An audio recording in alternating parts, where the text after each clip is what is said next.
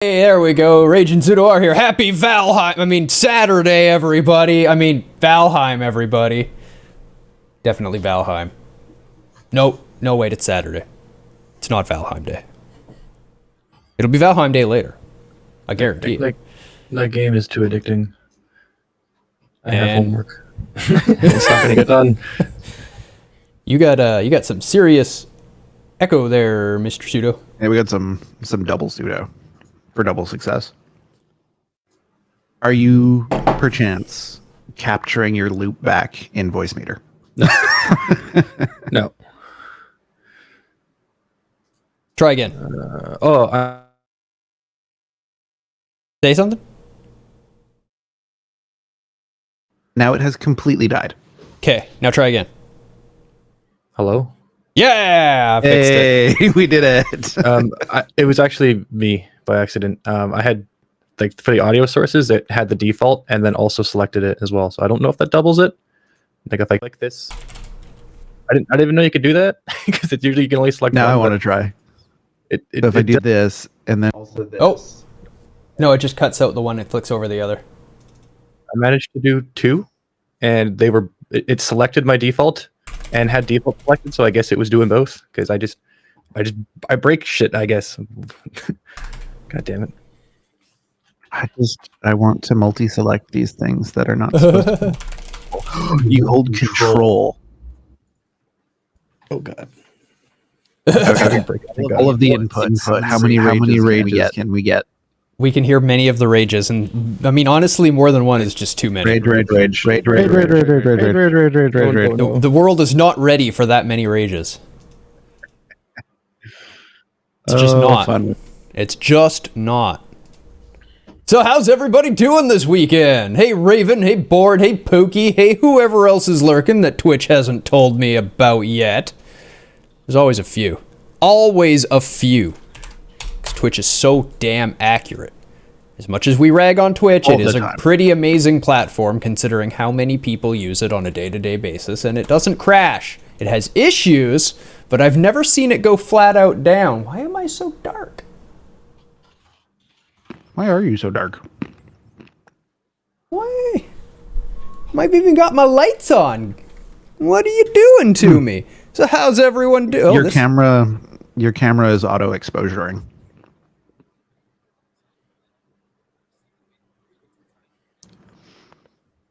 Its priority is frame rate, not exposure. Shouldn't be auto exposuring. But it is. But it looks good in this one. It looks great on this monitor. It looked beautiful there. Good old OBS. There's no issues. No issues today. See, look at that. It looks way better than the camera output. And yet that's what I'm capturing.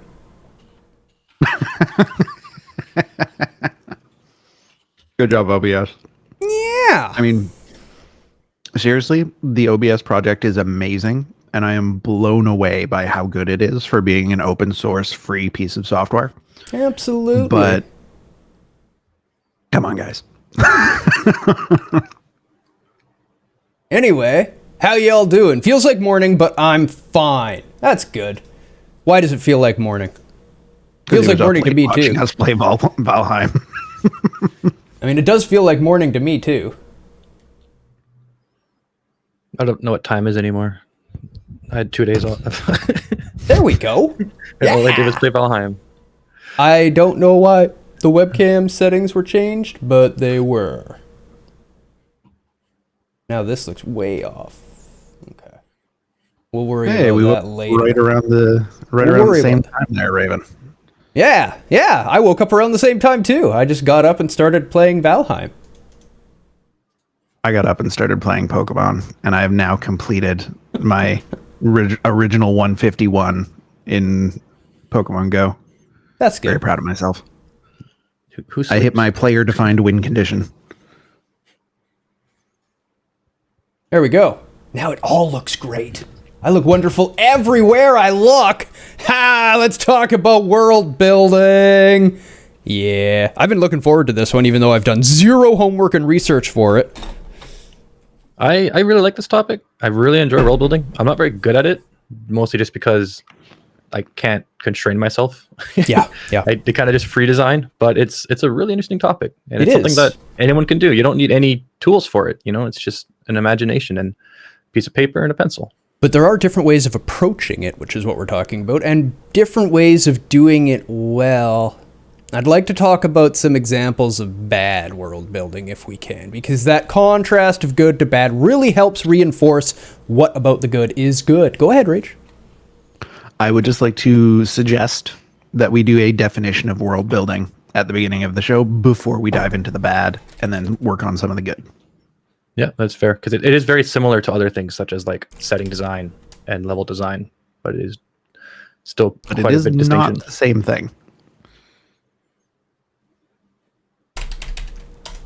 All right. What does chat think? What's world building? Before we jump too much into it, what is world building? And it's not terraforming. That's world changing. The world was already there. What if you build a world within a world? Well, that's basically World's what all we're the way doing in down. games, right? Yeah, Building a world within a world. which is world building. Where do you get all those turtles though? Huh? Turtles all the way down, man. Is that the world is just on the back of a giant flying turtle? Yeah. Space traveling turtle. I love it. I loved the giant turtles in old Dungeons and Dragons that were literally an island. I used those in some stories. Yeah, those are cool. Same idea, but planets. Yep. Actually, I guess you could have those turtles on those planets. It's turtles all the way down. I'm Yeah, telling right. you. Yep. There we've got turtleception going on here now. I hope. And all we wanted to do was talk about world building. Yeah, I don't know. We got off topic. We're gonna come up with some super powerful microscope, and we're just gonna see a turtle. This is just literally all turtles. Okay, I can take a swing at a world building definition. Sure. I mean, we all could. I just wanted to see what chat had to say, but they're Sure. sleeping still. So go ahead. Yeah. So world building isn't always exactly kind of building a world. You're kind of just building places and contexts that can be formed together to create a fully fledged world. It doesn't necessarily need to be a world. You can be creating like a house, a province, even like a bedroom, or an entire planet. It's kind of just the encapsulating area that's going to kind of exist for the context of a story that you're going to want to put in there. It's not really. I'm trying my best not to say setting, because a setting is different from a world building. Settings exist in a world that's been built, but yeah, it's just basically a place. You're creating places. Doesn't need to be. Can be large, can be small, anything in between. So what I summarized what you said down to was, it does not need to create an entire world, only the feeling of the world around you. You don't need to see the whole world as long as you feel like that world is there. Which I think is a very important part that's missed in a lot of games, actually, is that, sure, you don't actually need to create any of that world. You just need to give the feeling of being in that world. But in order to appreciably create that effect of believing that you're in a new world, you need to have enough context around the characters and the places that are happening in your subject that you can believably represent the rest of that world. Yeah. So, as a quick example off the top of our heads, one of the more recent examples of world building that we really liked was the ads in Cyberpunk. Yeah. Now, before we explain why, I'd like to hear if anybody has any idea on why those ads were so great for world building. We'll keep on going on with these points, but let's just mull that around in chat's mind for a moment and let them think on that one. And as a point of order, we're not talking about ads as in additional characters or additional enemies. We're talking about advertisements in Cyberpunk. Yeah, like when you're in a elevator and there's all these advertisements playing around you for different products. Stuff like that. That was some wonderful world building. It was like the bit part characters in Cyberpunk, not that good. Some of them were. Some of them were pretty good. A lot of them were pretty shit. Yeah, the good characters were good though. Oh, the good characters were really good. You can tell, like, we're going to spend money on this character, and then they did, and it was really good.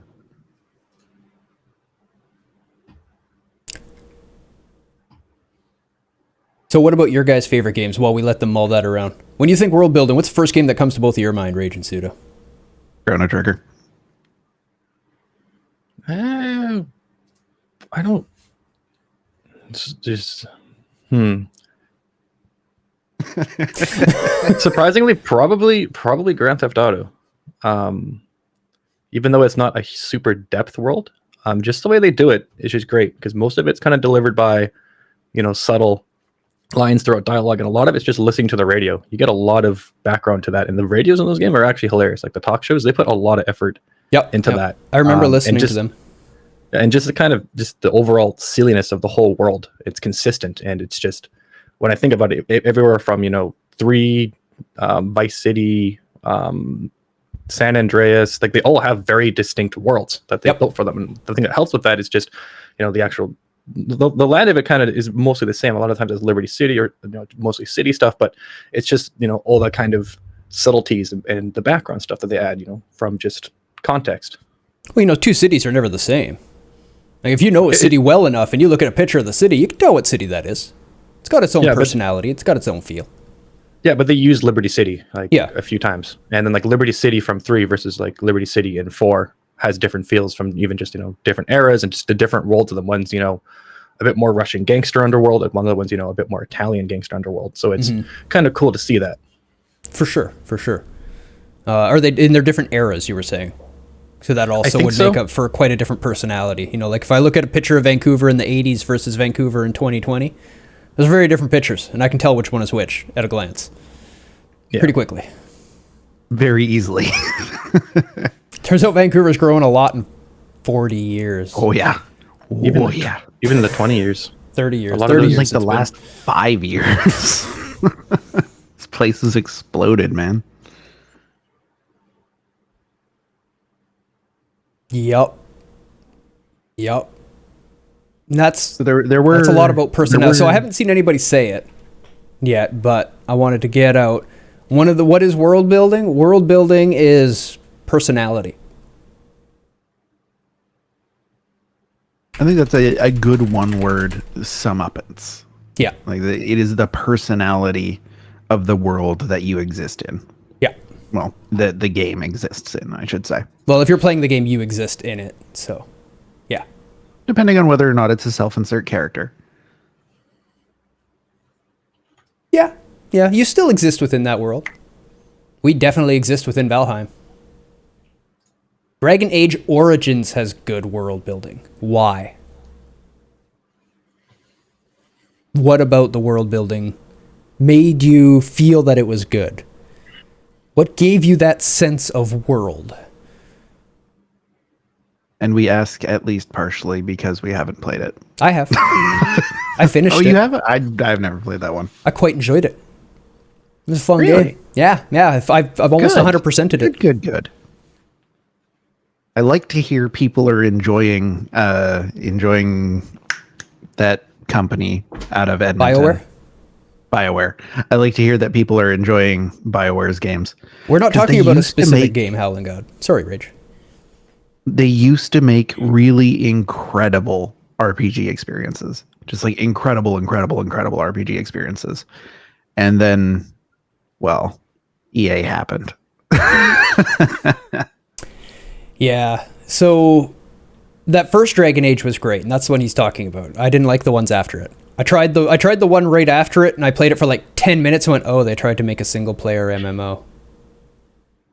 Well, that was also just what people did at the time. Yeah, they were EA even during the great games. It is true. Not sure exactly what happened, but management got in there somehow. for the subsequent Dragon Age games and for the later Mass Effect games, EA had a much heavier hand in how they were produced. They were pumping a lot of money into BioWare, and BioWare was selling shitloads of games, like absolute shitloads. But the fact of the matter is that EA didn't see BioWare being able to make literally infinite money off of those games. So they were like, you're in trouble. But yeah, though the first ones were great.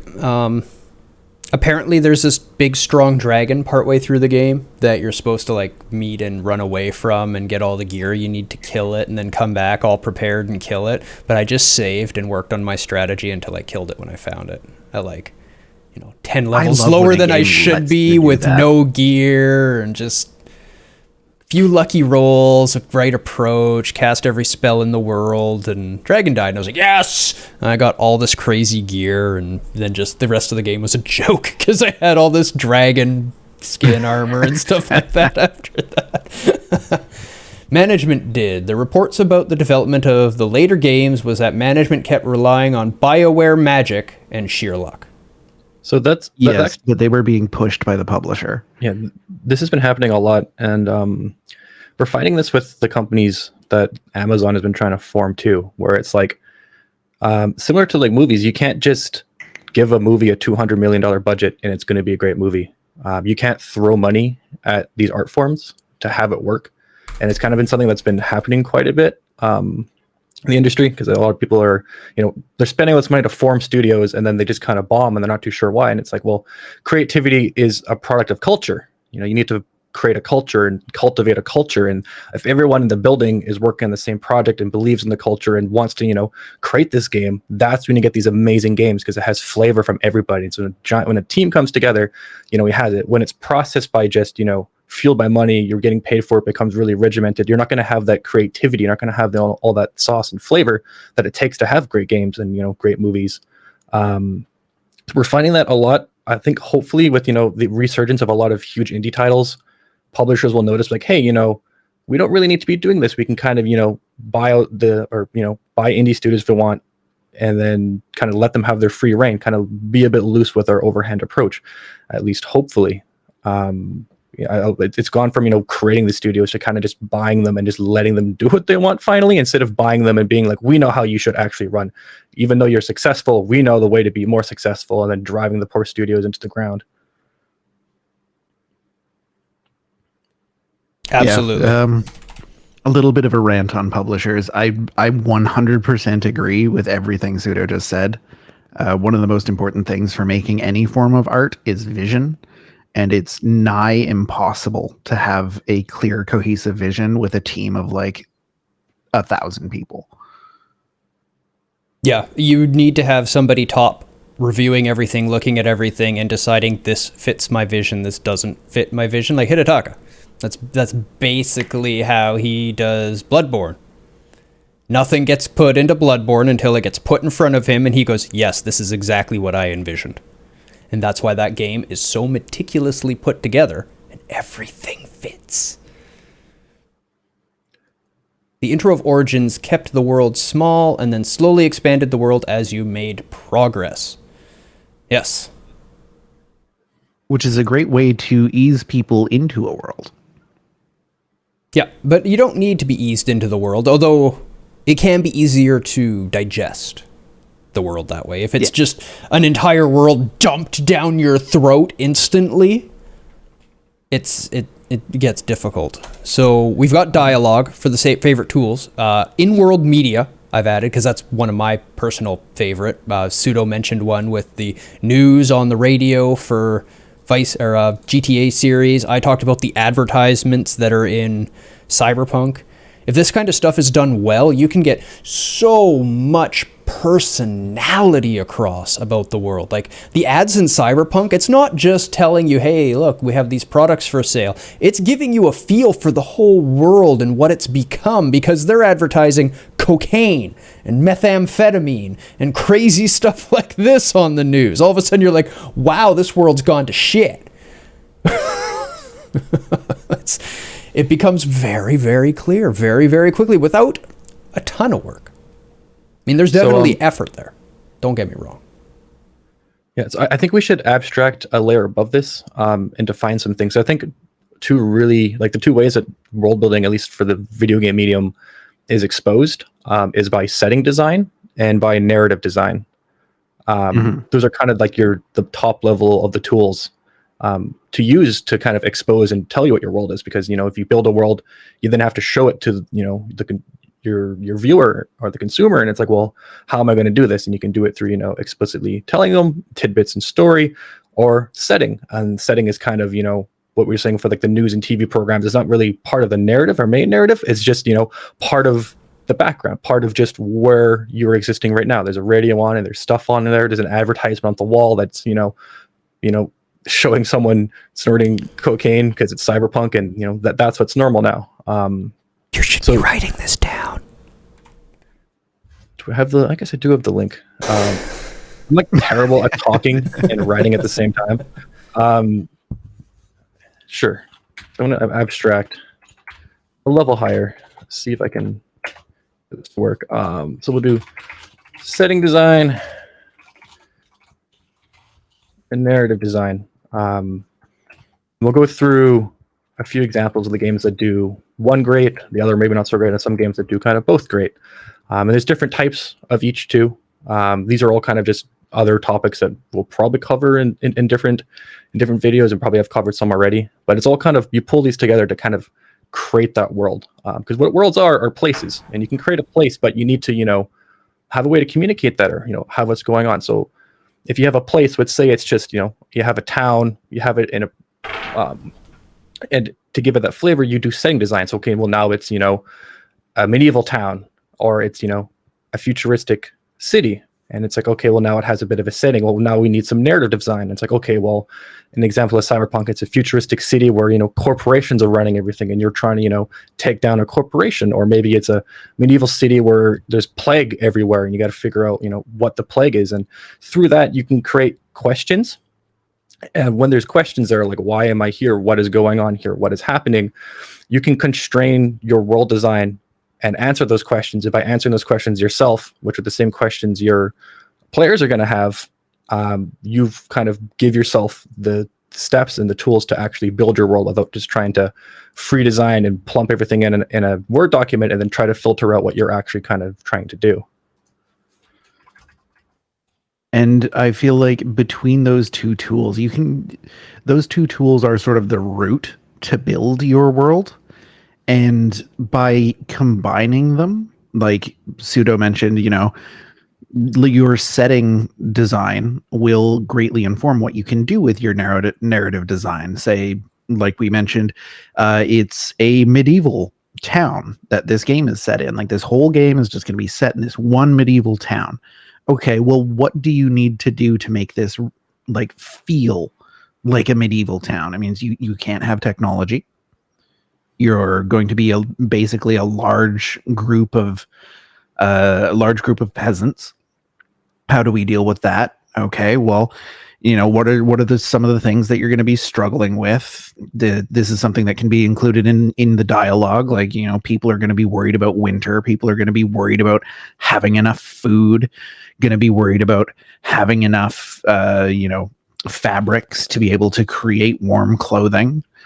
And that can all be included as like little bits and pieces of conversation while you're walking down the street. That can be included in, anything that may or may not be published. Like, most peasants couldn't read, for instance. And one of the few games that I've seen actually call this out was, what was that recent? I think it was a Polish game, Kingdom Come. Yes, I haven't played that yet. It's on my list. You can't read. You can't read in that game. Can't do it. So anything that's posted on a sign is useless to you. And that's just like, that inclusion is amazing and gives so much more flavor to the world. Yeah, it really does give you that feel of what the world's like, because there's so many implications to not being able to read, right? If you can't read, all of a sudden you're like, oh yeah, there's no schools. That's just such a major factor of the world, and it's never pushed into your face, but it's obviously considered in the design. The very, very cool, just sort of considerations, even just from picking your setting, that can inform your narrative design, that can inform your little bits of flavor as you're exploring the world. Well, since we have what's setting design? Narrative design. Would setting design include your visual design? Are you considering visual design there? Yeah. So a place, like I said, you can have a place, like you said, like it's a town. It's okay. Well, what is the town? And the setting design is what gives that flavor. Okay. Well, it's a medieval town. It's a sci-fi town. It's, it's the setting design is what you're actually seeing. Yep. So the look of the people, the look of the place, before you even talk to anybody to hear what they're thinking, you can get a lot across to the people. If you walk in and all the NPCs are disheveled and dirty and dragging their feet, going slowly around the place, you instantly get that feeling of uneducated, dirty, Probably diseased, not a whole lot of tired. resources around. Yeah. Whereas if you go in and it's bright and sunny and everything's well kept and there's kids running around, you get a completely different feeling for what kind of town it is. You can also get the technology level across and displayed almost instantly with a little bit of visual. Yep. And then leaning a bit more into the narrative design, you can take into consideration not only dialogue, but also project scoping. Like once you've got your setting, is it realistic for a peasant to be traveling from country to country in this medieval game that we've been hypothetically talking about? No, it's not. They probably never leave the town that they're born in. You usually that didn't would be in those perfectly days. normal.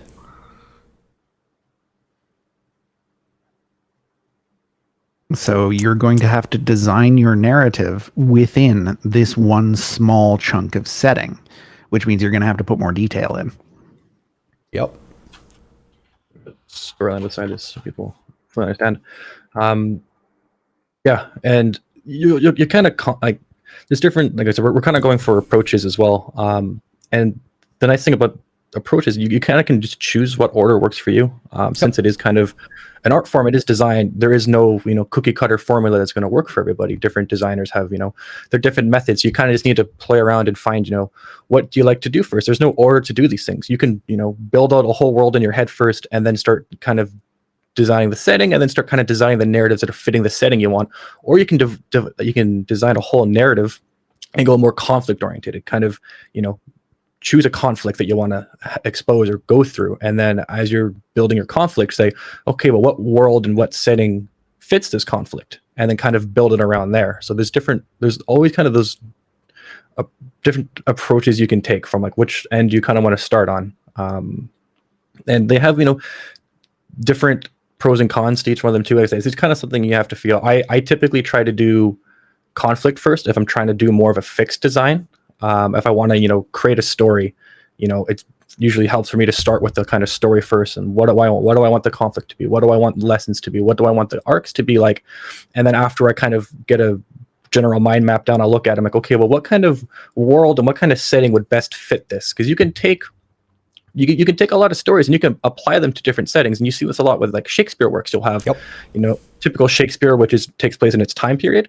And you'll have, the revamped versions of that take place thousands of years in the future, some that take place in modern times, all that stuff, because the story can translate between worlds. It can be the same narrative design, but which one do you want it to fit for your overall vision? Yeah, that's an interesting and good point. Your time and space is all interchangeable with the same story. Always. I mean, yeah. All of a sudden, the Shakespeare play just went. But I was going to use the example of Lion King. And then all of a sudden I forgot the name of the Shakespeare play that it was based off of. I know the play, I know the story, I'm just terrible with names. Yeah, I'll try to write this down. I'm bad because we want to actually do like these are the approaches, or someone can help me with that. But yeah, like the overall gist of things of when you're world building, it just depends on kind of what you are trying to make, and there's different use cases for this, right? Like if you're doing video games, depending what the game you're making, there's different kind of requirements for world building. So if it's like for classics, for example, like Mario, it does have world building. It's done basically or only really through its setting design. Yep. But doesn't need to go too in depth. But then games like, the Legend of Zelda series kind of requires a bit more world building and kind of flesh that out a bit more. And that may have kind of started a bit more with like, all right, we want to build this world. Okay, now let's kind of put a character in it and see what we want to do with it. Thank you.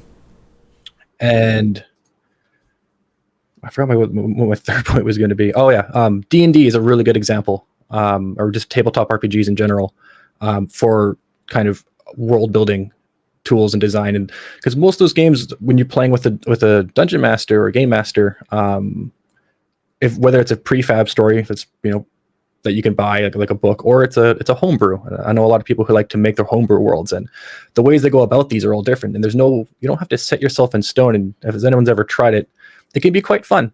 You'll typically have an idea you want to discover, but you'll also just kind of have fun exploring your own world. But you kind of have to be careful because there is a term called I think it's just world builder syndrome, where you just start building your world so much and you start exploring your own world that you kind of forget to build narratives. And you just keep building out everything, places, everything, but you're not giving them conflict. So when you're building your world, you want to make sure that there's a reason for the world to kind of be there for who's ever going to experience it, which comes down to conflict, and then you have to make sure that your conflict makes sense for the world you're building. But I think the terminology I hear a fair bit for it is called free design versus fixed design. And free design is you're just creating landscapes. You're basically just Bob Ross. You're just putting happy trees, happy mountains. You're putting whatever you want anywhere. You can erase them. You can put them somewhere. It doesn't matter because there's no conflict restraints. If you go the fixed design method and you design your conflict, you introduce yourself constraints because now you have those questions that you need to answer. You need to make sure they make sense. So if you have a conflict of, there's a mega corp that's trying to take over the world. Well, now it doesn't really make sense if you have like medieval towns around. You can try to put it in, but you're kind of creating a lot of questions that need answered. And you need to answer them yourself so that, the players can also get those questions answered. You don't have to necessarily expose all those questions directly. And this is a kind of a really neat tool later on down the road for when you're implementing it. Games like the FromSoft games are really good at kind of not hand feeding or, forcefully feeding their world building to the player. It's kind of more of the explorative method. But overall, you want to make sure that the questions the players are asking, when they do find answers for them, or even the questions they're asking still make sense in the context that you've made. And I think an important thing to note about exploratory world building like that isn't that they don't have the answers. Yeah. These worlds are fully built up by the developers. There are answers to all of these questions. They just don't necessarily need to tell you. Yep. They make it make sense. They add logic to it so that a person's brain can actually get there. There has to be a reason and a path to it. But you don't have to force feed it. But yeah, in Souls, a lot of people haven't played it enough to realize all the narrative design is there. It's not just setting design. There's a ton of dialogue in these games. But you got to find the people, and you got to pay attention to what they're saying, and you got to follow along on their journey. Although if you were to watch someone like me play it, you would be forgiven for thinking that there is no dialogue. Yeah, I try to make sure to talk to as many as I can when I do my playthroughs, because those are masterful examples of world building. They really are. Bloodborne is probably the best world building I can think of. Everything is in the right place. Everything is deep. Everything is meaningful. Everything is relevant to the story. Every random piece of junk scattered around is actually important and has meaning. Yeah, I completely agree, and I would say like games like Chrono Trigger, games like Dark Souls 1, games like I guess Super Mario RPG even do come close to that level, but they aren't quite there. Yeah, Chrono Trigger is probably another really good example, as you were saying earlier. Maybe we should... Okay, so how I'm seeing is we've defined world building as two design styles, and really everything falls into those two categories: setting design and narrative design. Anything written or read is narrative design. Anything looked at is setting design. So maybe we take a look at how different games have approached it, like you were saying, exploratory, and Sure. start listing these ones that way. We can talk about how they approach it, as well as kind of why some games have the world design that they do. And a really interesting topic for this is open world games, because they're typically not created by, a singular vision. It's usually lots of smaller teams come together. Yeah. And these smaller teams they're world building on their own smaller scope. So they don't really have the larger vision of the whole world. They're typically building towns. So like the Elder Scrolls series is a good example of this, of what happens is, you have the grand province and everything is in there, and you'll have designers that are, designing this whole, province, but then you'll have the smaller teams that are actually creating each individual town. They will typically communicate with each other. I don't have, firsthand experience of what actually goes on behind their walls. It's just what we've heard and people have said before, but typically it's kind of, the teams are slightly isolated to kind of do their own thing. And of course, what they create is going to be different from the other team, which is good. It can be a good thing. It's nice to have, each town having a different flavor. You'll find that if one team was to create every single town, you'll see the same patterns and the same nuances that kind of show up, because designers, humans are creatures of habit. We kind of like doing things a certain way.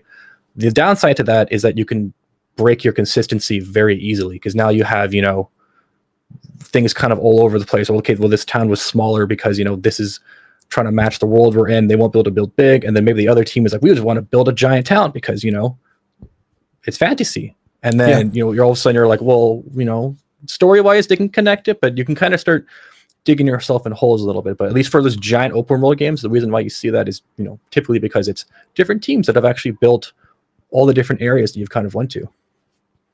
And a good style guide can help fix that. Design systems and style guides, really important. Constraints. Yep. Not constraints as like restrictions, constraints as in, principles and kind of more guidelines, rather than, what you can't do. It's more of, this is what we should do. Yep. This is the world's logic at state. This is why things are the way they are. These need to be understood when you're designing. That was one of the first things I was asked when I first started getting into games, and I talked to somebody who's actually a professional in writing stories. I got the opportunity to pick their mind a bit. And the first thing they asked me is, what's the ending? What's the whole thing? How does this all wrap up? And I was like, I don't know. I'm like, well, you can't do anything until you know. It's like, oh, well, okay. Yeah, turns out writing is a lot like being an artist. I didn't get art either for a long time until a friend who was very, very good at art told me, you don't do the first stroke until you know what the whole thing looks like. You have the whole picture in your mind, and then you just copy it from your mind onto the thing. She was an amazing artist. I've never seen anyone like it. Just minutes, just done. And yeah, there is copy it. There is so we can talk about explorative design as well, which is part of an art form. It's one of the harder ones to have a kind of granular picture of things, and it's typically more for like an in the moment thing. And for games, this typically only really happens for sandbox games, and it's not really used too much in the video game medium. It's mostly from the tabletop era of like, a dungeon master or a game master will create this whole world, and you can have a thing in which this has happened, and anyone who game masters will know this. You'll build, this setting with this place, this like city, whatever it is, you fill with all this stuff. It's all this stuff And then planned. the It's so players cool. just never go there. And then they're like, we're gonna walk through the forest, and you're like, I didn't put anything in the forest, so now you kind of have to fly by the seat of your pants. And that's kind of that's what like narrative exploration, world building is. It's kind of like, okay, well, we're just gonna explore, and we're gonna kind of create things as we go and as we need them. And it's an interesting way to do it, and it's a kind of a fun way to do it, but it gets really hard to create a consistent world because you're not tying a lot of things together. It's very dynamic, which is great for homebrew campaigns. It's kind of fun for sandbox stuff because you don't need it to make sense. But if you're kind of designing like video game worlds, it can get kind of confusing because now you've kind of broken that consistency. And typically for the video game medium, at least, you're mostly on rails for the experience you're going to get. But it is quite fun. It provides different questions because you're now answering your own questions. Or it's kind of nice because your players will ask these questions. You're like, okay, well, I'm going to, come up with this answer myself by asking myself, what is this world like? What is it going to be? And this is kind of where world builder syndrome come in as well, because you can kind of start exploring your own world when designing it. And you kind of just start going off everywhere. You'll start off with this city and you're like, okay, well, I'm going to put this, there's going to be this character in the city who's from this other town. And this other town, he's got this backstory, and then you start developing his backstory, but then you start focusing too much on his city, and then you start building this entirely other city that doesn't actually exist and is maybe too far for anyone to actually ever go to and play. And the only way they're going to find out about it is they talk to this guy and they walk up to him and stab him, and you're like, oh, fuck. So sometimes it's good to kind of do the explorative way because you can kind of save yourself on a lot of time and effort because you don't know what you actually need to give people. Yeah, it's funny you say that because the last NPC I introduced to help the party get to where they needed to get to, they attacked him.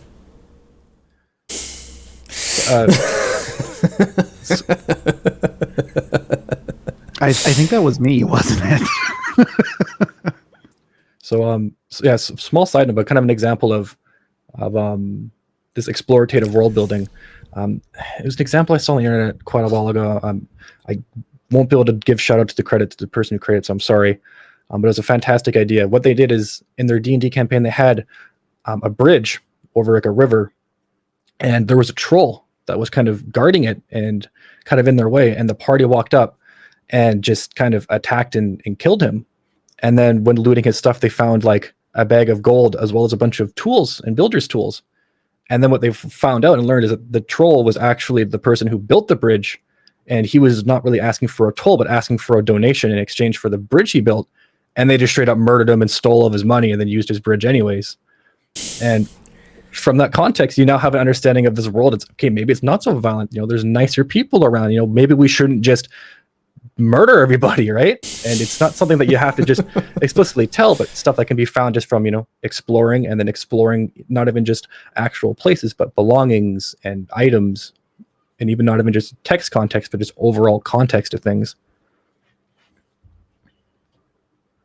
Yeah, It I like is that approach. an extremely powerful tool to be able to give your players context like that. Like in your stereotypical fantasy setting, the troll is the bad guy.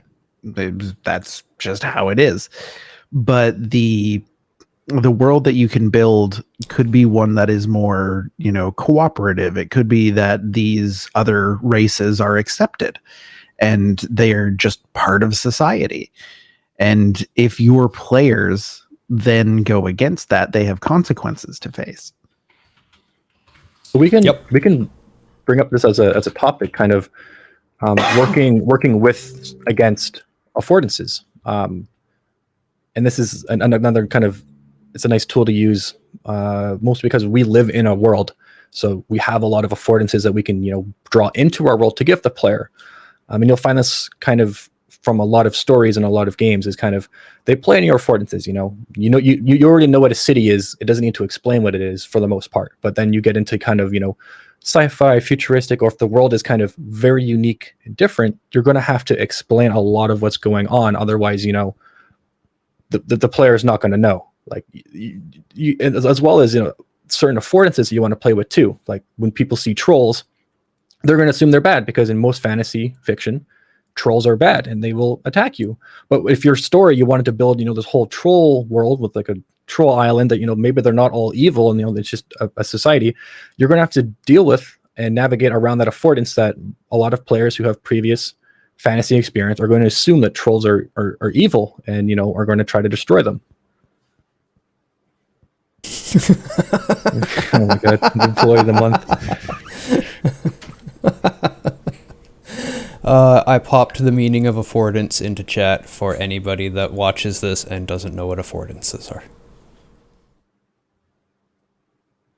Yeah, it's basically like it's previous knowledge brought in, so understanding. So like anyone who's played Mario, as soon as they play another 2D platformer, you move left to right, they're going to know I'm supposed to jump on stuff. There's going to be stuff that comes up to me to attack me. But the people who first played Mario didn't know that, and Mario is a great example of level design and affordance introduction, being like, okay, well, we're going to give you one enemy at once, and you're going to kind of figure out that you're supposed to kind of not touch them. And then that's kind of player conditioning, which we can talk about a separate thing. But you're going to have to be careful of these conditionings when you're playing your world, because you're not going to fully know the different kind of experiences people have had when they experience your, or they go to navigate through your story, and they can treat it entirely differently. And it's things such as like even with Bloodborne, someone that has a lot of knowledge of the kind of Aldrich tales and the stories and the creatures that are there are going to kind of have an easier time understanding what's going on and going through, whereas someone who's never seen any of it is going to be kind of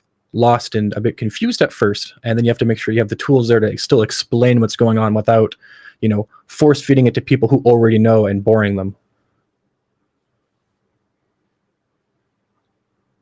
Yes. It's kind of like, yeah, sorry, it's a big rant. It's kind of like what you need to do with your world building is similar to what you need to do with gameplay mechanics and tutorials. It's like everyone hates forced tutorials. And you can do the same thing with your world building. You don't want to force people to take a tutorial on what's happening in your world. You want to be able to, use methods and ways to kind of allow them to use what they want, allow them to find what they want, but not kind of just explicitly shove it in their face and force them to know. Yeah. One of my favorite ways is what we were talking about before with like, side dialogue and stuff like that. And one of the things that drives me crazy the most in modern JRPGs, and even a lot of old JRPGs, but more so modern ones, is fluff dialogue. Stop with the fluff dialogue. You hear me use that term a lot, and that's when you talk to an NPC and what they say not only has no relevance to the story, but it doesn't do anything for world building.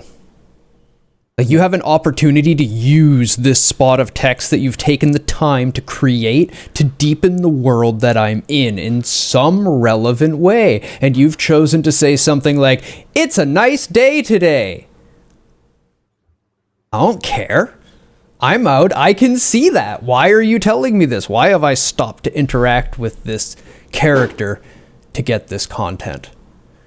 And then an example of a good one, since Final Fantasy XIV is so bad for the fluff, one of my favorite examples of when they used it well in that game, and I was like, oh, they can write when they want to, is when I talked to a goblin, and he told me about how they wear their masks because they can't stand the smell of the human world. We stink, so they fill it with herbs so that they can smell their hometown rather than our garbage. And that's why they all wear the masks. It had no impact on the story at all, but I learned so much about the goblin people and about the world I live in, and it was such a nice contextual add to the game. Right. You take out all that fluff content, you leave in that good world building content, it instantly becomes a better game because you're not wasting people's time all the time. Yeah. And even just taking that, it's a nice day, you can just add a little bit more to that to give that world building. It's like, it's such a nice day today. I hope that we don't have 2 weeks of rain anymore, or, I hope the weather clears up, or I hope this season isn't full of storms or anything like that. You can add some contextual world background to why is it a nice day? What makes it a nice day? Why does this character think it's a nice day as opposed to, what it normally is? And, is this different? Like, what if this world is just sunny 24/7 all the time? Is that just, it's not really, if you just say it's nice, you need to explain a little bit of the context rather than just that fluff of this character needs to just say something and this is a generic word. Yes, absolutely. This is what I'm trying to get at. Square Enix, I'm looking at you. Looking right at you. And again, going back to FromSoft, I don't think there's a single wasted word in any of their games. Nope. Everything they say is relevant to the story, where you should go next, hints about what's going on. Usually relevant in multiple ways to revealing the story. But there's substantially less dialogue in that than, say, a modern JRPG. Oh yeah, there's no like 4 panels of fluff and then 1 sentence of useful information. No. See, that didn't happen back in the day, not because, you know, they've changed necessarily their writing style so much, but those old JRPGs were done on like 2 megabytes of memory. That was the entire size of the game. When they would port the games and bring them over here, they would shorten the characters' names sometimes, like Chrono Trigger, and Chrono is only Chrono, because they could only dedicate 5 characters to player names, because that's all the memory they had on the cartridge. That's what they had to work with. So you don't get a lot of fluff then. Every person you talk to actually tells you something meaningful about the world. There was a reason they put it in, because it took so much work and dedicated so much memory. Nowadays, we've got 250 gig shooters, and they can just be like, yeah, let's just put in 3 million pages of dialogue, it'll be fine. They can all store it in their active memory if they want to.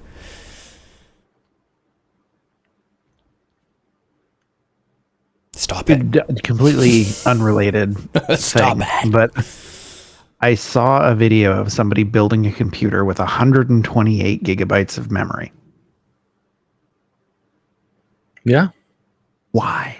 I mean, they could open up Blender or Java. They run a Java Twice. file. We're getting there now. It'll be soon. Soon everyone will be rocking 32 is going to be the new normal, and then 64 is going to be the new normal, and it's going to keep on increasing. Good old progression. Developers will just keep getting lazier and lazier. But yeah, speaking of, like you said, shooters will have 200 gig files, but we can also talk a bit about Valheim, because I think Valheim does world building in a very interesting way. And Valheim is a gig, which kind of blows my mind for what's kind of in there, especially just for overall like game engine library fluff that is usually packaged. I'm surprised that it's so small, but it's kind of neat because that game plays a lot on affordances. You need to kind of understand Vikings a little bit. You don't have to fully understand, which is kind of nice. They still kind of present things in a way of you're just exploring. You kind of just fill in your own gaps if you don't know them. But for people who do understand a bit of the history about it, it is kind of cool what they've put down in front of them, and how they've kind of used the different demigods and kind of places and creatures in that world. Is it C or C++? And I think Sorry. C. Okay. It's C. But I think the really cool thing that Valheim does is it gives you just enough like real Norse mythos stuff, but presents it in a way that's very, very digestible. Like everybody knows that Vikings didn't have high-tech stuff. Yep. Cool. Established. Most things are made out of wood. Totally makes sense. And then as you start Viking more, going out and raiding other things, then you start developing other technologies as well, which is super cool because that's exactly how it was. Like there was only so many resources in the Northern Europe area that they could use. So they went to other places to go get their resources. I also like the little touch of all the wrecked houses and stuff around you. So that if you're looking at all of their crafting stuff and you're like, I have no idea what to do with this, all I can do is make a box, you'll quickly see other things that will give you creative ideas. They've done a lot of different stuff already and left it sort of hanging around to be found. Yeah, it's a interesting take on the kind of explorative kind of approach, because they don't ham-fist too much into you. Kind of just like, okay, well, there's bosses I fight that say certain things, but you don't really need to pay attention to it. And this is another thing you have to be careful with world building, is that depending on what your game is and who you're making it for and why you're making it, a lot of people probably just, not a lot, but there are going to be people who just won't care at all about the world, and they're just going to want, games or mechanics. And you kind of have to still accommodate them if you want to have, a wider scope. You don't have to do it because it is art. You can kind of choose, who it's for, and depending on who it is. If a publisher gets involved, you don't have too much of a say anymore, but for the most part, when you're designing your art, you're kind of designing it for a specific audience. It could even just be for yourself. A lot of world building that gets done is for people themselves. Like, this would be a cool world, I just want to exist, and we have the ability to just create it whenever you want. If you think it would be neat, you can. That's the beauty of an imagination. But the nice thing about Valheim is that for players who kind of want to know what's going on, there's kind of relics and stones you can read and things you can find and kind of get context. And for the people who don't care, they don't have to sit through huge dialogue chains or sit through cutscenes or have to figure out the own underlying story to be able to progress in the game. They can just do kind of what they want. And this is kind of the neat thing about sandbox games, that they kind of allow the player to develop their own stories a little bit. It doesn't have to be what the game has provided. Someone can play Valheim and there is a progression tree and you can get through, but that doesn't have to be how someone plays it. They can, go and build a town for themselves and do it with friends and have, exciting stories that happen. Like, for instance, we coerced a troll into mining for us. That's not a narrative in the game, but now we have this backstory of this troll being employee of the month because he helped us mine his entire couple veins of copper.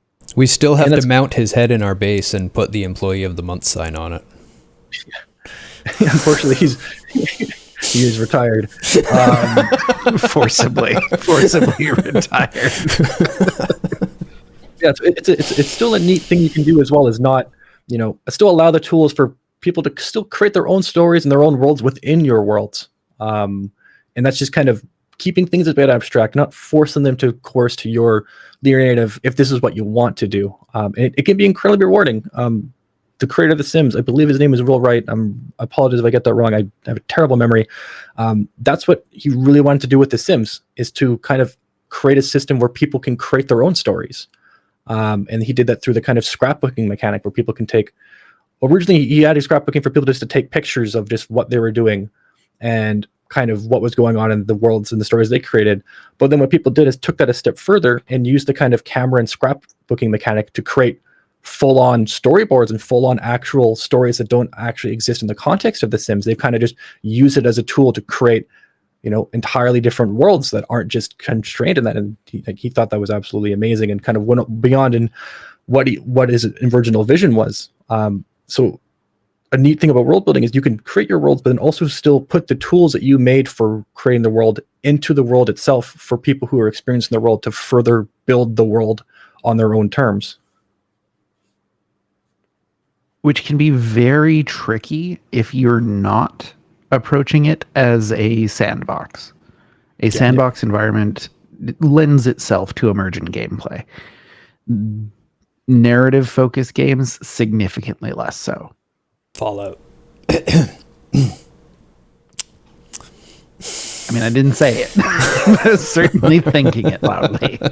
But, I mean, even then, like, that's actually something that Bethesda kind of does.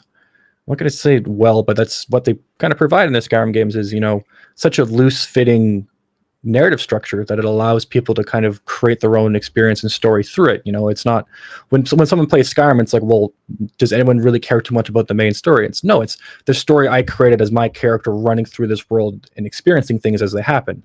Similar to, I run into a troll and it messed me up. Well, someone else might have ran to the same troll and killed it their first time. It's completely different experiences. And what, the kind of role-playing aspect of allowing them to take on, a personality or personas, another kind of choice you can do with this too. It's a lot more constrained if you're going to do dialogue options, but it's another thing of, these games that have a bit of emergent story, people can take on these roles and they feel like they're kind of choosing and affecting and, shaping the world they're actually experiencing rather than just kind of discovering and watching what was already there. Yeah, it just doesn't lend itself to very good dialogue. No. Though, if you want to look at the way good Fallouts did it, I mean, Fallout 1 and 2 were basically the same thing. They just handled it differently. They had a higher difficulty to force you into. I mean, it was definitely an imposing difficulty, but it forced you into talking and sneaking and stuff like this. You can't just go around and shoot everything in the head and win. Which is what it did devolve into eventually. But as an example, they even used like forced character decision in order to create the world. So when you first get to Junktown in Fallout 1, you walk in and you talk to the character behind the counter at the shop. Typically the first thing you would do is go to the shop all the time to see if they have a new gun or anything to help you survive, because you barely made it there. You always barely made it there. So you go and talk to him, and it turns out he's a really nice guy. And he's also the sheriff of the town, which, that seems odd. The sheriff runs the shop. But, whatever. It's the wasteland. He keeps the place safe, seems. That's fine. And then after this dialogue, when you finish your shopping and you go to leave, two characters walk in, and you see all the dialogue popping up above their heads because it's an old game and they couldn't do the voice, but they are sticking the place up and they're threatening to kill him, and then they just start firing at each other. And you're left standing there, kind of off the side between them. You can shoot him as an action. They don't ask you, they don't give you the choice. It just, the game starts and they start shooting each other, and you can click on your gun and shoot him or shoot them. And if you shoot them, then all of a sudden you find out that there is a villain in the town as well who wants to take control away from him, and he wants you to help spy on him. So you can get all these bugs and listening devices, and you go and you have to have the proper charisma and whatnot to get through all the dialogue options with him, so that you can start sneaking around and leaving these things in his office. But as you're talking to him, you start finding out that he wants to get the place away from the cop because he doesn't think they're going to make it under the cop. The cop's too rigid and follows all these rules that are from the world that used to exist, and that's not where we exist anymore. And he's just trying to help the town out, and he asks you to help him get rid of the cop so he can take over the town and help it prosper.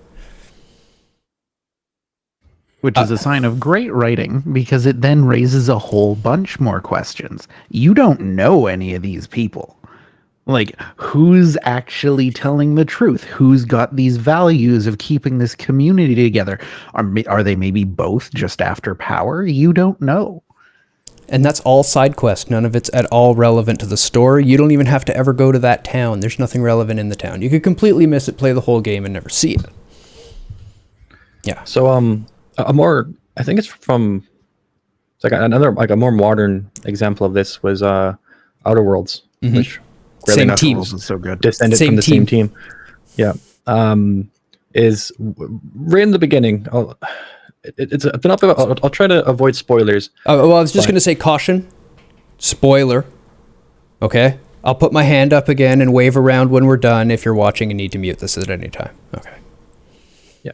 Cool. So then I'll go through the actual spoiler. So pretty, like, I think the first place you're going to, they do a really good job through kind of narrative exposition to kind of build the world, but not so much as like what the world is, but actually kind of how the world is and why things are the way they are.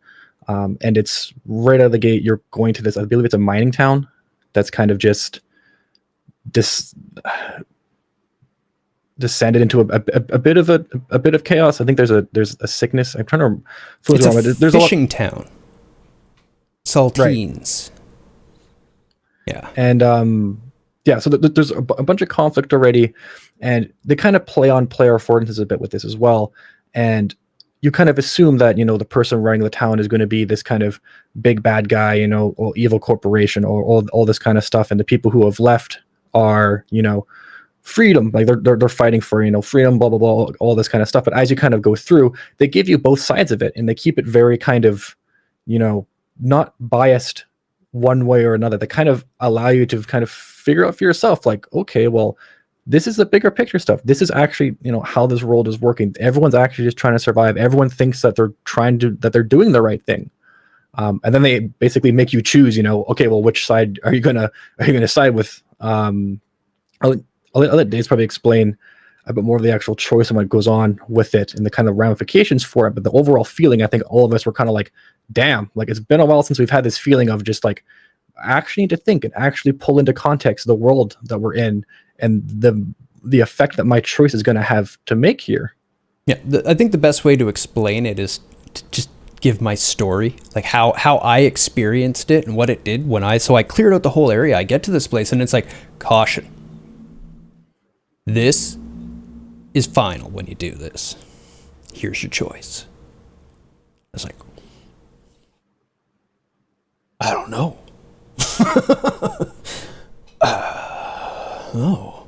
And I just left. I didn't make a choice. I left. I was like, I can't do this with my current information. I absolutely need to know more than I know right now to be able to do this. So I left, and I broke into the house of both of the people in question. And I went through their desks, and I hacked their computers, and I read information about them, and I got as much private communication as I could to try to figure out, who are these people really?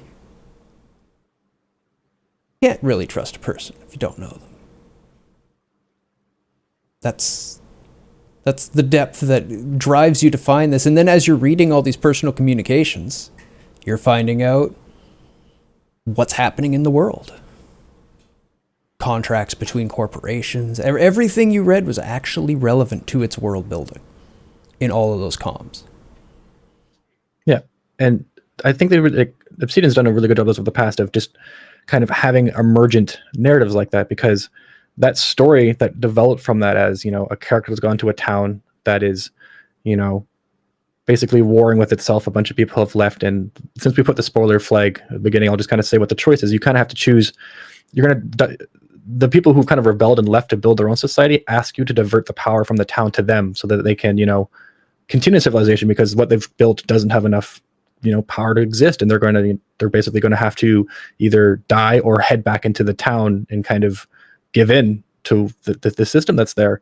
But then when you talk to, the mayor and everything that's going on, he's saying, I'm just trying to keep these people, alive. The corporations are the one that are forcing us to do this. Like, I don't want to be doing this to the people. I'm trying to keep them, healthy and just trying to make sure everyone has a place to work and to live. And this is the only way we can do that. Whether you believe them or not is, kind of up to you, but they kind of present the world in this way. And then the choices you make aren't inherently forced. And, someone's experience could be, I don't trust you, I don't like you, I'm just going to, screw the town, I'm going to divert it. Someone else's choice could be, you know what, I like people who leave the corporation world, kind of how the previous affordance of corporations bad, and they'll side with them immediately. And then there's, everything in between. And then as well as Diaz's playthrough, he wanted to find out more. He went through, and now his story that he's kind of gone through and created till the end of the game involves him, his character putting in that effort to figure out what's going on, trying to really calculate the moral and just route to go through. And then you'll find that when people talk about the game, they will have these different experiences, even though maybe the things that kind of happened in the bigger strokes are going to be the same, but it's all that kind of in-betweens and smaller stuff became an emergent narrative, and you can kind of blend the two together, which is nice. For sure. And it's a technique that is unfortunately not used enough, I think, in that you can have the broad strokes of a narrative where not necessarily every small choice the player makes matters. Most of them aren't important. Doesn't really matter. But at the same time, if you can make the player feel those small choices, make them consider them, make them think about these characters that they're interacting with as people rather than just characters in a video game, which is reliant on all sorts of very, very talented writers. But the end result is that the player cares about their choices, even if in the grand scheme of things, it doesn't actually matter. Yep. Think about all of the interactions you have in your daily life that leave some sort of memory or impact on you when you used to be able to go out and be out in public and interact with people, that really have absolutely no impact on your life. Like if you never had that interaction with that person, your life would be no different, but you still have the memory of it and the experience of it. It adds a lot to the fleshing out of a world.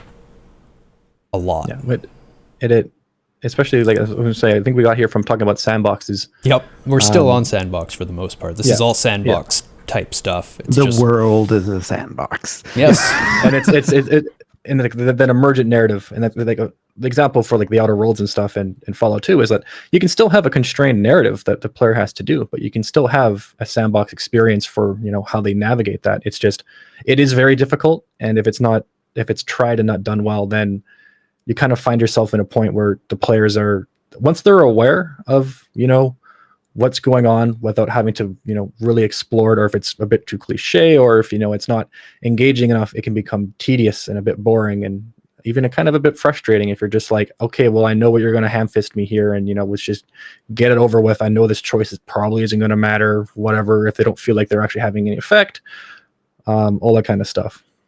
forgot to wave for the people waiting for the end of the Right. spoilers.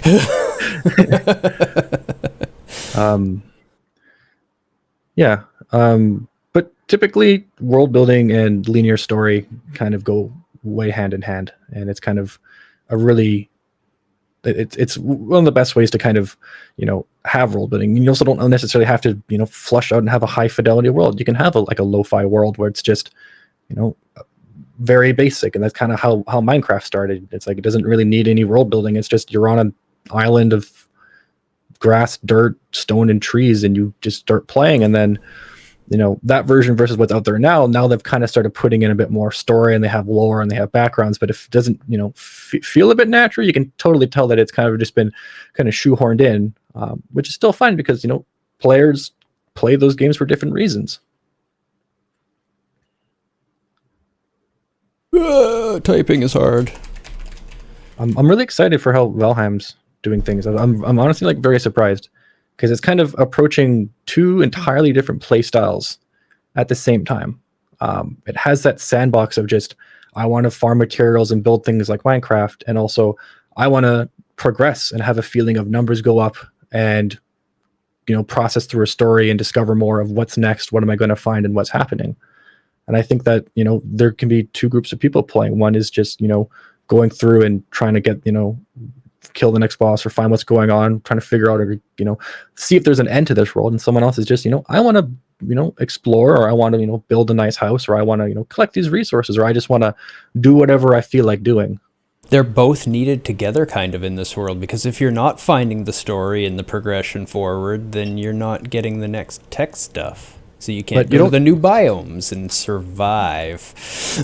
Yeah, but the neat thing is that you don't need to. No, you don't need to. Kind of was a bit of my point, because like Minecraft, you know, people just, it's a very simple concept. You punch trees and you build houses, and you just kind of build what you want. And this game does the same thing. And the default meadows are very, very tame, and there's not much that's going to kind of cause you too many problems at first, unless you go looking for it.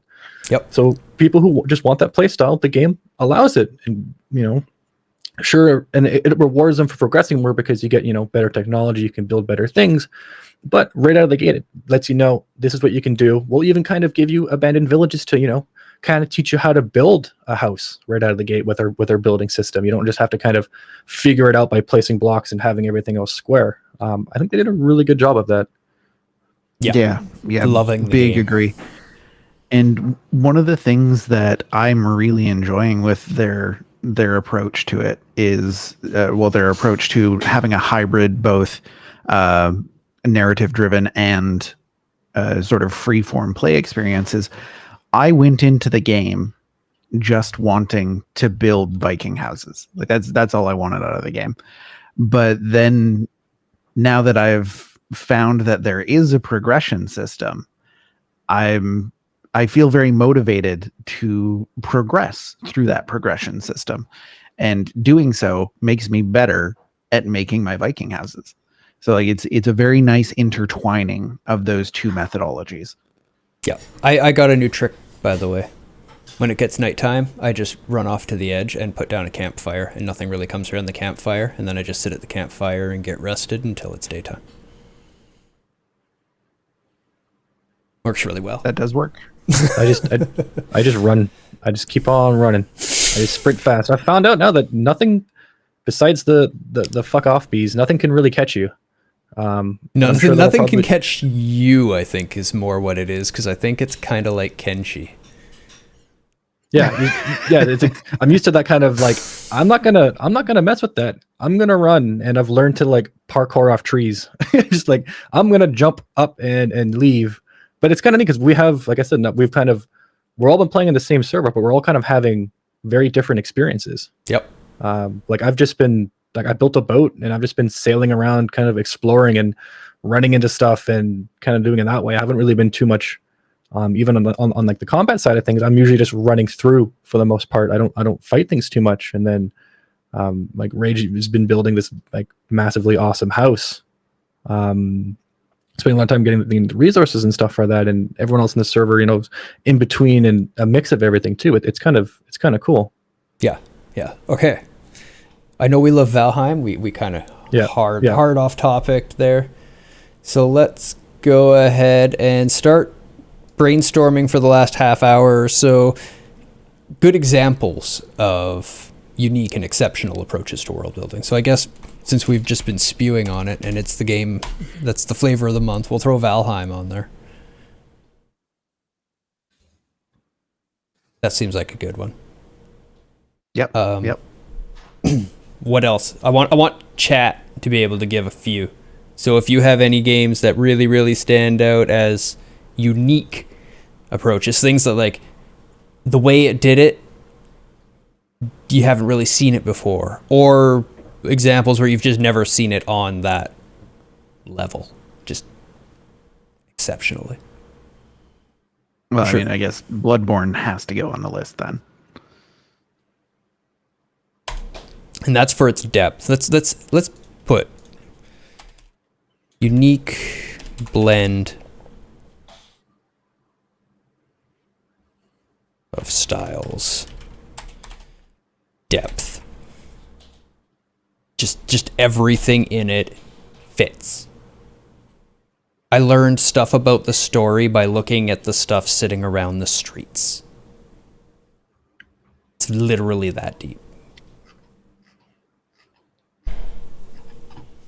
Dwarf Fortress, at least the hero mode, has a really cool, or even just I guess the regular mode, has a really cool world generating, because it generates history. It generates like a few thousand years worth of history for the place too. So you'll find like abandoned civilizations, you'll find lost and fallen heroes. It's a really cool system, and it's there if you want to just like go through it and explore like the map viewer, but you can also just find it with your characters, or if you do hero mode where you control a single person, it's just the one. I don't know if the modern descendants of it do it. I'm not sure if RimWorld has that yet, but it's kind of a crazy feature that Dwarf Fortress had. It's like generating your world and you see the years and significant events pop up that have happened and stuff that you can go through and discover. No, you write a history in RimWorld, but there's no existing history, and I think that would be a lovely add to a lot of these kind of games, because history creates a world. There's so much depth to a history. If you find artifacts of old warriors that you've heard other people speak of in the game and stuff like this, and it's an auto-generated game, you're just like, wow, this is amazing. It's not that hard to do either. Takes time. No, I'm not saying it's simple and quick, but it's not like super complicated. It just takes time. A lot of time. Yeah. Writing a lot of history bits that fit together. Yeah. Another one that I really liked is, oh, sorry. There you go. No, by all means, it's not actually a game that I've played, so it was something I was going to ask about. Sure. This is one that you have played. Actually, everyone's played. Horizon Zero Dawn has a great approach to world building. Yes, big agree. Very big agree. It's fed to you a little bit at the beginning, but then it is kind of go and search for the stuff. Yeah, when you're scanning and the scans get revealed, or when you start finding out, what the actual, when you get that context and the history, like you were saying, is the history thing that kind of brought up in my mind. It adds so much to the world, right? You get the history of like, okay, well, we were a primitive tribe, so there's affordances that you're assuming for that, right? And then all of a sudden you're, why are we a primitive tribe with robotic dinosaurs? Like, this is such a unique thing. You have these huge questions. They're like, what the hell is going on? And I mean, a bit of it is just, it cuts a lot of it's cutscenes exposited, but there's a lot of stuff that you kind of just find throughout the world. And I just thought the uniqueness of the world, as well as just, when you explore it and you scan it and you see, this was what it was before everything kind of went to shit, was, a really neat way to do it. Big agree. Big agree. The game that I was going to ask about, if either of you guys had played, is the Crusader Kings series. I have not, and it seems like something I would like because I'm also a grand strategy fan. There's a good chance that you would like it. Yeah, I absolutely love those games, but I can't play them. I want to be able to so bad. So I watch other people play them, at least, which is the beauty of Twitch. Yeah, I haven't done it, but it's neat. That's one of those games where you kind of have that bit of a emergent generated history, depending on kind of what happens, and it can get pretty crazy. I've seen memes about eating the Pope and So other then, crazy stuff. then would we include it in our unique, exceptional approaches to world building? Because you do, like, it's not something that's special. It's not that no other game has had, a progression of world building that is done through events driven by player interaction. Like that's not new. But the fact that they have done it in such a way that has been so widely lauded by the audience. Yeah, I'd say so. I'd say that the kind of lineage and the history of everything that kind of goes on, and it's definitely done. Like I say, it's not new, but the way that they've kind of approached it, the way that they're refining it, is definitely pushed it more to the unique side of things. It's definitely something in the game that you can't really get elsewhere. I think it deserves to be up there as a good reference.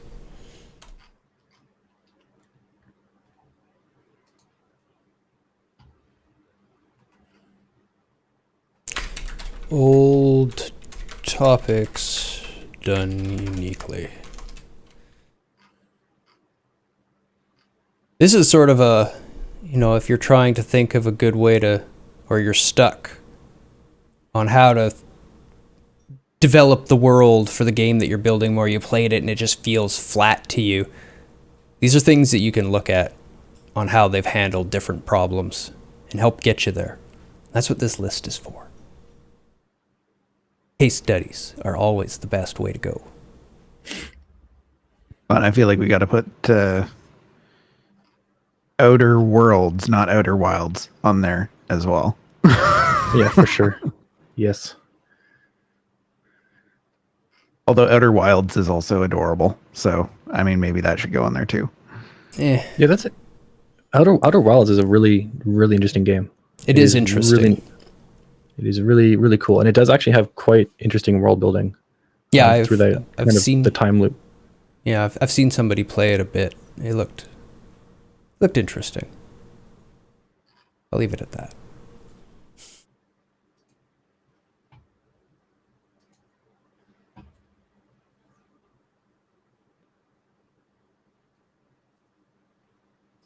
Oh, let's see what else is really good. I mean, we could just start listing From Software games. Yeah, pretty much. FromSoft, one of their peak abilities is definitely world building. We've got Bloodborne up there. That's arguably their best.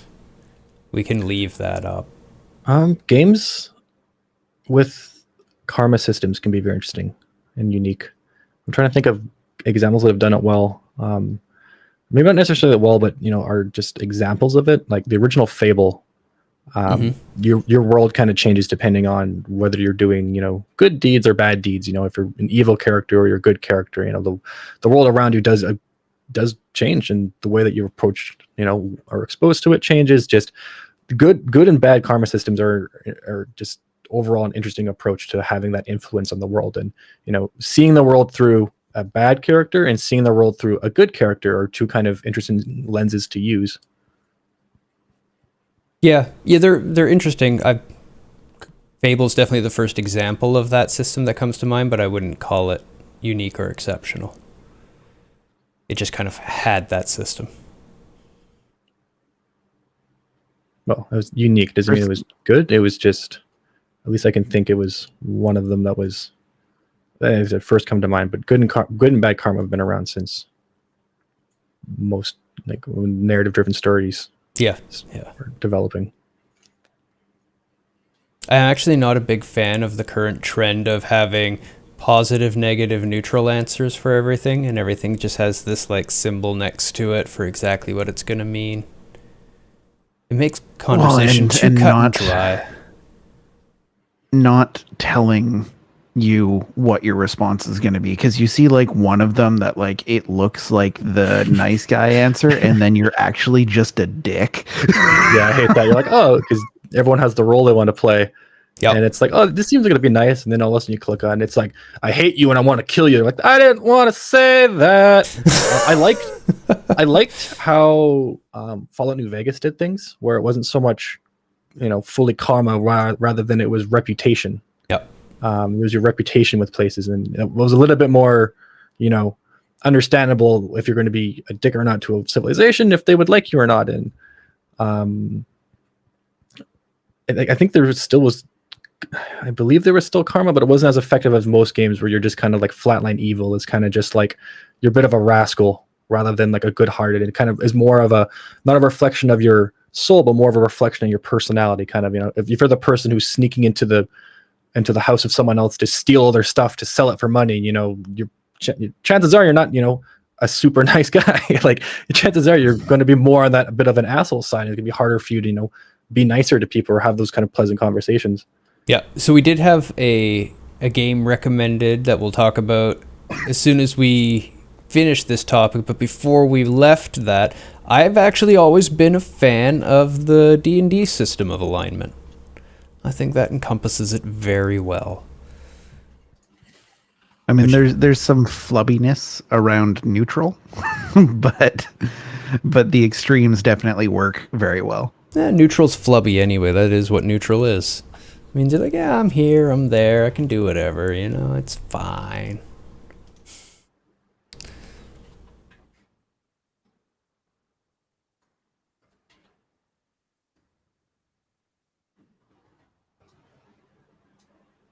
Let's then talk a little bit about the world in Machinarium. Sure. Question mark? Whoa. Yeah. I haven't played it. I watched Pookie play it, but I didn't play it myself. Well, it is a puzzle game. Yeah. There's not a whole lot of playing to do once you've seen the puzzles. But the world that the game is put together in is just this adorable little hand-drawn, or at least hand-drawn looking world where there's all of these robots. Everything is robots. Mm-hmm. Like, there's animals occasionally, but mostly everything is robots. And it introduces you to this concept by having the first scene of the game be a garbage dump. And your character gets dumped into the garbage dump. And then you have to, hunt around with your cursor to find the different parts of your little robot that have fallen off during this process, mm-hmm. and grab them and reattach them to yourself. And I think that the world building in that scene is extremely powerful, because you now have an indication of what the world is like. Obviously there's a lot of garbage. Like this garbage dump is huge, and the character that you're playing has been discarded for some reason. Maybe there's something that causes him to no longer be useful. Maybe he's obsolete. You don't really know. And that this character was discarded, obviously not because it stopped working. The character is still there. It's still working, is trying to survive. And it really draws you into the context that you're playing in. Because you're not playing your typical character, your typical humanoid. You're a cute little robot. You can go around solving puzzles. Also very good player conditioning in there, because it teaches you that you can like stretch limbs and stuff. And A+ design. Yeah, like I said in chat, player conditioning will be a topic we do in not too long, because it's something I've wanted to do for quite a while, as it is. So I guess you want me to add it in there? You can get it in there. You're in there. Go on. Go on, you can do it. I got faith in you.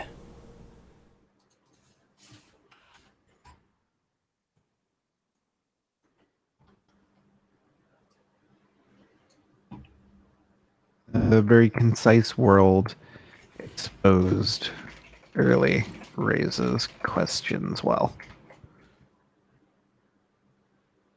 Bam. Damn. Bam. Oh, bam.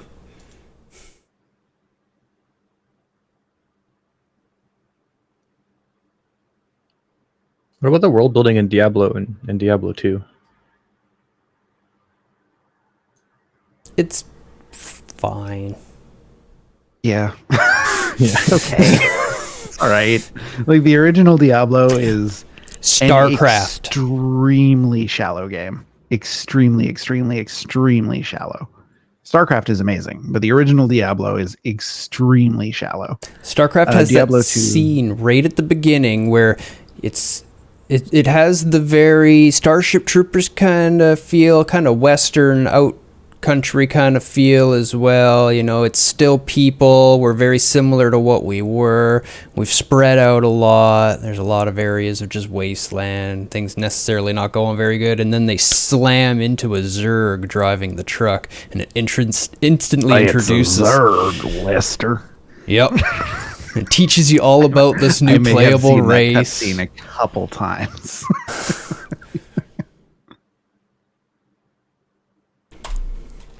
Yeah, and then they have radio ads and stuff like that throughout the game here and there, and just so many different approaches that were well done.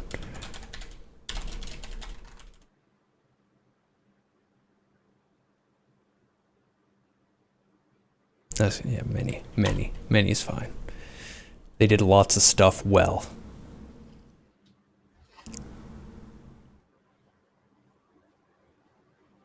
I'm not putting Goodbye Deponia on there. It does have a garbage dump world. You are correct. It also has garbage dump characters. Boom. Psh.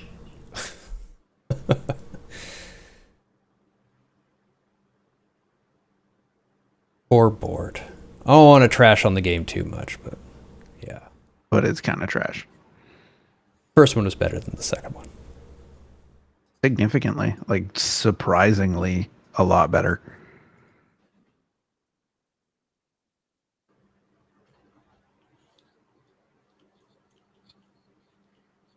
Dragon Age Origins, that's right. We didn't put that on the list. We should put that on the list.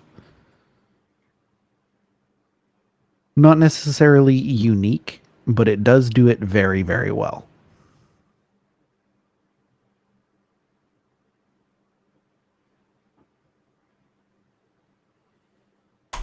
Yeah, every town you go to has depth, it has character, it has uniqueness to its culture. There's nuance everywhere. There was not very much fluff dialogue from what I remember. It was a good game. It's a good game. The Yakuza series has great kind of it's more like dialogue heavy, but they do create pretty good worlds, playing off player affordances because they, it is Japan.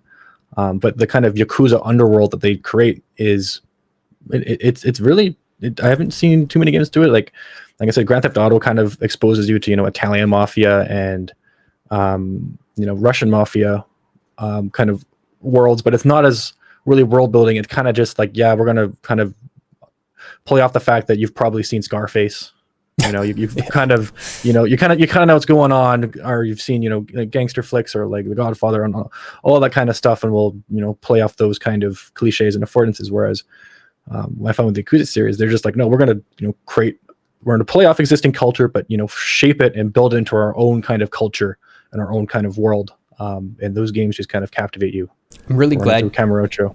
I'm really glad you brought up Yakuza, because I wanted to talk a little bit about the approach to world building where you take an existing world and alter the time a little bit, because it brings in so much of the player affordance, so much understanding of the player. Like if you pop them into today in a city, you don't need to explain what all the objects are in front of them. They're probably going to understand what most of it is.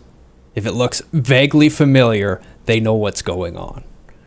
You can do a lot from that with just little touches added to it. You know, all you have to do now is introduce the changes. You don't have to build the world. You just introduce the changes, some dialogue, some advertisements, things like this. Cyberpunk plays off of that well. You know, it is a city. It's a lot of things we recognize, the cell phones, the communications devices. You know, we're familiar with all this. They just show us how it's different. You're in a city. You're done. Ace Combat does that to an extent by just changing the names of the countries. Yeah, I would say they take a little bit more liberty with their changes. Yeah. They rely a little less on player affordance, but I did enjoy how they expanded their world and their timeline, as opposed to just working with what we already have. Sorry, I think I was thinking Project Wingman. Project Wingman did that well. They used an actual map of the world. They used the locations and people. They just changed whichever timeline. game. Yeah. Plain game. Yeah. Plain game. They were both good. They were both good. They were both pretty good. They're great examples of minimalistic world building. There will always need to exist at least some form of a world. Yep. You know, because assuming it takes place somewhere, and then even if it is an absence of somewhere, if you're just in like a purgatory or something, it's still technically a place. Yeah, you still have to create a place that a character can explore and recognize different places so that he can pathfind and create an experience while making it feel like nothing, which is probably harder than creating a world. Oh, so there's no lazy anti-world. But There's yeah, only crappy world building. yeah. I wanted to say minimalistic world building is super, super important, actually. Like it adds so much context to an action game, and you can't have in-your-face force-fed world building in those action games. It slows down the pace of the game too much. It ruins the game. So you need to be able to have minute bits of world building that add lots of context in order to get you from point to point and keep this action going. Case in point, the billboards, the speaking billboards in Doom 2016 and Doom Eternal, where they're talking about how the demons don't want to be referred to as demons. You should refer to them as the mortally challenged. Yep. Yeah. All the company propaganda and stuff that's throughout it. Absolutely.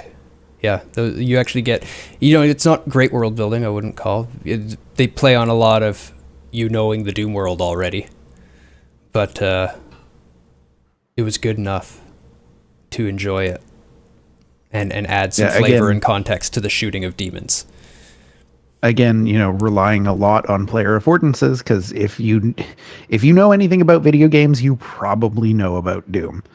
But like just those little touches that don't slow down the gameplay at all. They don't make you stop shooting, but they're there. Yep. And not force-fed to you. You can run right past them and totally ignore them. I stopped and listened to them because they were great. Some of them are pretty good. They were pretty funny.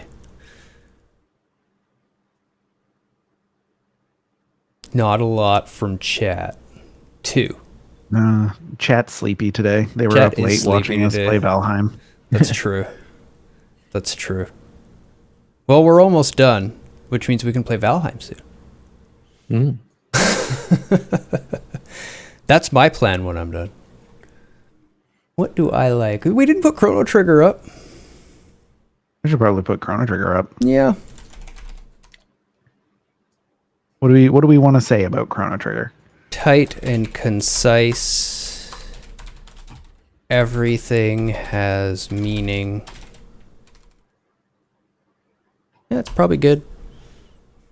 Because it's that Super Nintendo era where every bit needed meaning. Otherwise, it didn't make it into the game.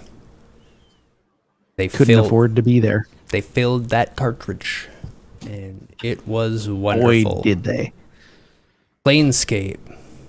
I didn't play the Planescape game. Neither have I. Now, the Planescape pen and paper was some wonderful world building. Just because it's so unique a place. But it was also like books and books and books of explanation. And books. Yeah. And books. Maybe we should put And books. the I almost said Realms, the Forgotten Realms on here. Forgotten Realms. Yeah, the Forgotten Realms, because that's been some exceptional role building and massive.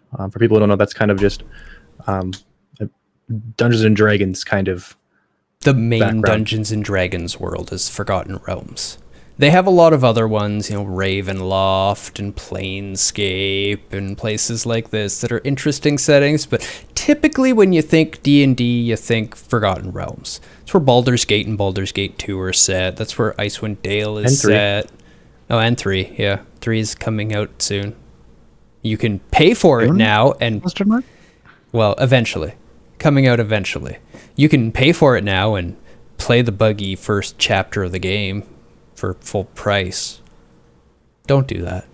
Don't do that. Bad idea. Wait for the game. I hope it's good.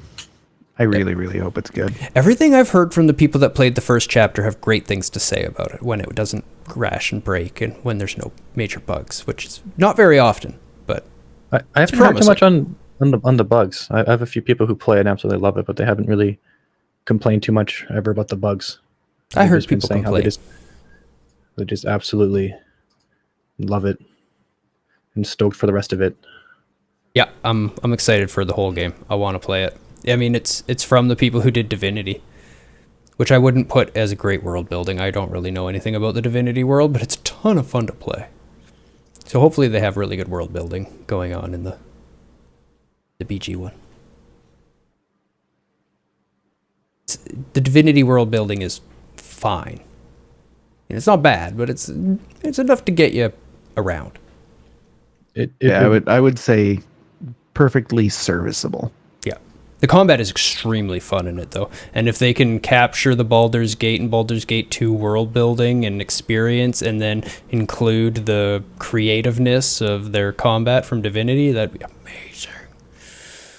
Otherwise, they're very different games, and I hope they don't screw it up. Yep.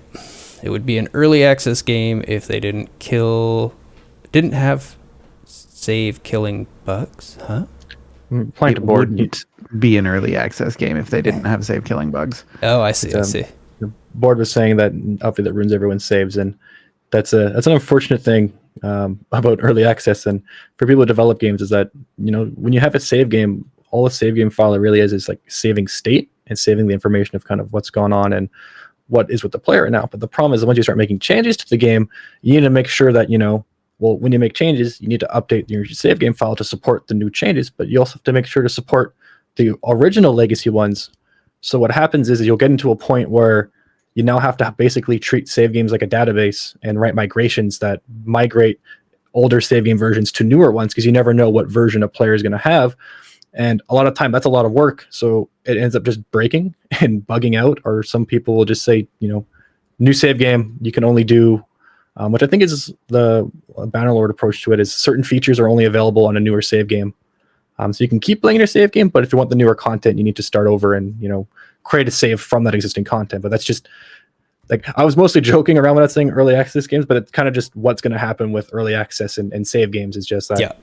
It's when content changes, they're going to have to be able to, update the saving mechanism, and it's going to be so much work for them to, write this feature of upgrading save game files when that's not actually going to be a feature in the game when it launches, because when it launches, you're just going to have the save game.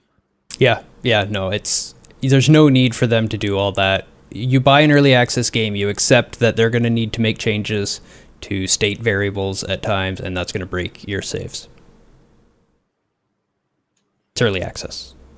You're getting a sneak peek at it. They're not guaranteeing you a working product. There's no promise or guarantee that your save file is always going to work. It's only one chapter of the game anyway. It's not like you've lost that much. Unrelated little rant about little rant about early access.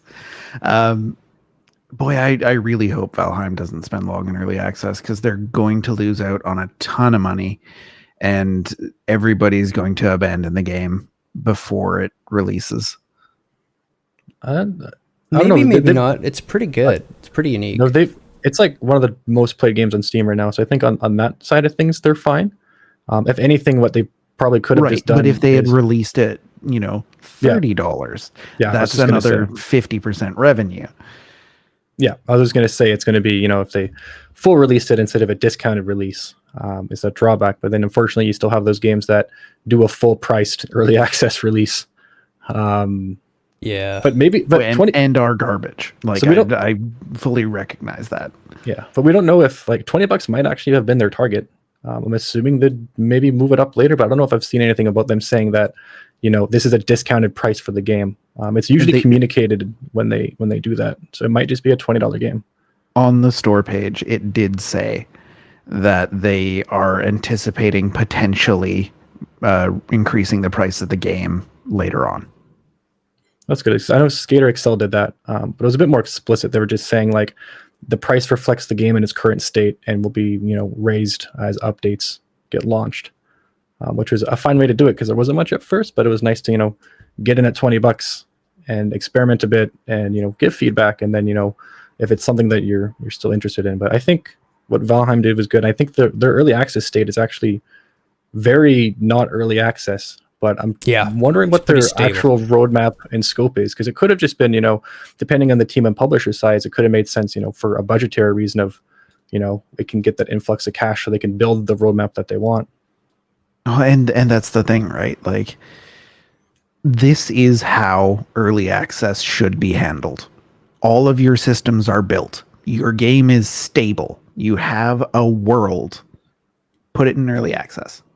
Add more content to it. Yeah. Don't just ship broken garbage and call it early access. I am all for this idea. Yeah, it's very much that, it's in that it just needs polish phase, and they're figuring out, how players are going to do it, because it is a multiplayer game, which makes sense for early access, because they need to sort out things such as, the exploits that players are going to find that, your QA team might not find, such as troll mining. Troll mining, or the thing of, using Don't teleporters. Take that out. Don't do it. Employee of the month is the greatest thing the game has. Or even then they could see it and be like, hey, maybe people want this, so they could add a mechanic where you can tame a troll and tell them to hit targets, and then now you have troll labor force. Stuff like that it's enslaving all the trolls. No, and see, I feel like the jank is what makes it so charming, though. If there was actually a system for it, I would like it less. I agree. I do agree with that. I like the fact that we're just parrying the troll next to the mineral and smashing it up. That's just great.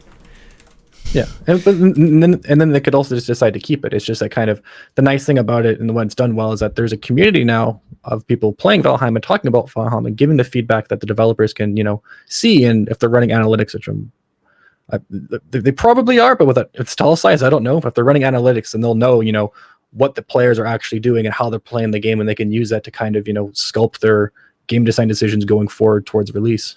For sure. I mean, based on asset resolution that I've seen in the game so far, probably half the install is analytics. Yeah. Code.